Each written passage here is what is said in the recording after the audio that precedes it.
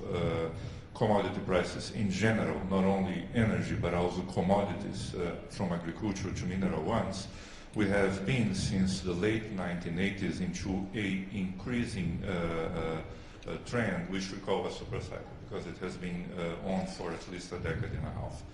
Now, super cycles by definition, they are temporary phenomena. You can think of this as going from a equilibrium in an economic situation to a previous one, and that reflects exactly the integration of very large economic areas from India to China to the global economy.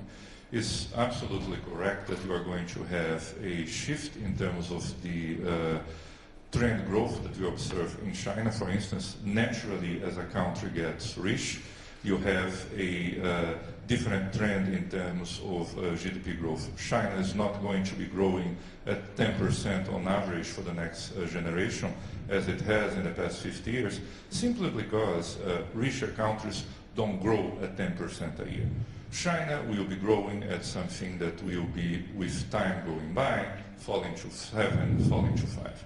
Then we are going to have a difference in terms of the elasticity of commodities to GDP growth in China. It's not only a question of the average GDP growth, but the component of commodities that you have into this growth process. What we have been observing in the past 2 generations is that the stage of development that you have in China was particularly commodity intensive. As China grows slower and is a richer country with a larger amount of infrastructure, the elasticity of commodity to GDP growth in China will be smaller. They, by unit of GDP growth, they're going to be demanding less steel, less oil, less coal. If I can point out one small precision in terms of what Charlie was saying before, the part of the difference that you have in China is because the energy mix that you have in the People's Republic of China is significantly different from what you had in Japan back in the 1960s. Being more precise, you have a significant bias to coal, which is domestically produced in China in terms of their domestic mix of energy usage. That makes a difference. That's one of the reasons why they don't have the intensity of import of oil that you have in other countries, because the energy mix that you have in the People's Republic of China is different than what you had in Japan. So broadly correct what the previous speakers have been saying. You are going to have a change in terms of the dynamics of oil prices. Super cycles in energy prices, they don't remain forever. This is going to change. But for countries like Brazil, for instance, which is going to have a significant coming online of new reserves, the pre-salt, which are going to hit the market, say, in 5 years from now, you are going to have a reduction in price, but increases in terms of amounts produced and exported, right? So the elasticity between the quantity and the prices is going to compensate to a degree, so we should not be assuming that we're going to have a persistent fall into trend growth rates in places like Brazil or Mexico, or the new producers that will come out of the Arctic Circle, because we're going to have increases in output, increases in quantity, and that will compensate the fall in terms of prices. So we're going to have the 2 factors playing. Africa is going to be very big, and it's going to swamp the negative price effect. If we go back 10 years, the typical square kilometre of Africa had only 1/5 the resource discoveries of the OECD. Only 1/5. That's not because there's less there, it's just because there's been less discovered, less search. And so Africa is especially the frontier for discovery. Just to give you an example, there are 360 Australian mining companies operating in Africa before we start to look elsewhere. So there are a lot of companies crawling all over Africa finding things. Every month we get big discoveries. Tanzania, $150 billion of gas. Kenya, a couple of months ago, oil, so on and so forth. So the quantity effect is going to power Africa even if prices are a bit soft. Also, you find that Africa has been fiscally quite conservative the last 15 years. You know, it's been a quiet revolution in macroeconomic management. Africa, on the whole, is now much better macro-managed than Europe or America. Of course, those standards are not very high, but let's give credit where it's due, right? Africa is better managed in macroeconomic terms than either Europe or America. And let me give you the example of the benchmark price of oil in the Nigerian budget. It's only $72. So there's a lot of caution built in there. So if you take this cautious starting position in macroeconomics and the big discoveries, Africa is going to be a bonanza over the next decade, even if price is soft. Now there's one third element, there's price and there's quantity, but the third element is what you make, is how you convert those natural resource revenues into the rest of the economy. Diversification, if you like. And here again, the news from Africa, I think, will be very good, if only because in the past, that mapping from resources onto the rest of the economy has been done so badly.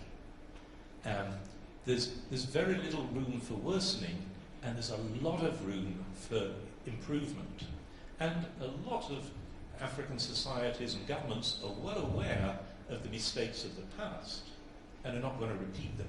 So there's a lot of upside just from getting more bang for the buck. And the obvious impact of a serious softening of prices, I'm not talking about a relatively minor softening of prices, which could even have a positive impact, or at least not such a negative impact on the Russian economy, because as the oil price falls, so does the exchange rate of the ruble, which leads to a little bit more success in diversifying the economy, support for exports for non-energy products. But if there's a major fall in the oil price, which might be caused by increasing crisis in the Eurozone, then this will have severe effects, both for the government budget and for the growth rate in Russia. The political effects of that will be interesting. And the politics of Russia have developed in a way which I think most people didn't expect a year ago. We've really seen the outgrowth of Russia's very rapid modernization of the last 5-10 years in the outbursts of protests in the big cities against the last elections, irregularities in the last elections, and also demanding a greater role for the public in politics. I think this is completely to be expected. We should have been more alert to this before. When a country is as rich as Russia has become and as technologically sophisticated, as highly educated, it's unusual for it to have a political system which looks like the current Russian political system. And it's natural to expect some modernization. We see the pressure for this coming from the streets in Moscow. The most interesting question, I think, is whether that impetus for reform will link up with the rest of Russia. And we should remember that the protesters represent maybe a few 100,000 people in a country of 143 million. Some evidence suggests that in the provinces, people of all classes are also quite upset with the current leadership. They're not interested in any kind of revolutionary change, but they are very unhappy with the quality of provision of basic social services such as education, health, personal security, the police, the courts, and so on. So there's a real potential for what is really a highly modern political protest movement in the cities to link up with waves or layers of discontent in the provinces to produce a relatively unpredictable situation in which there are mass protests all over the country. I think that would be a likely outcome if the oil price were to go down very sharply. The real question for the government, I think, and Arkady may disagree with my analysis on this completely, but the real question for the government is whether the people who are most in favor of reform, of modernization, who see the need to really come to terms with a very different society today, whether they are able to negotiate a kind of transition along with the most modern parts of society, or whether the change, which I think is coming to Russia, will occur in a more spontaneous and unpredictable fashion.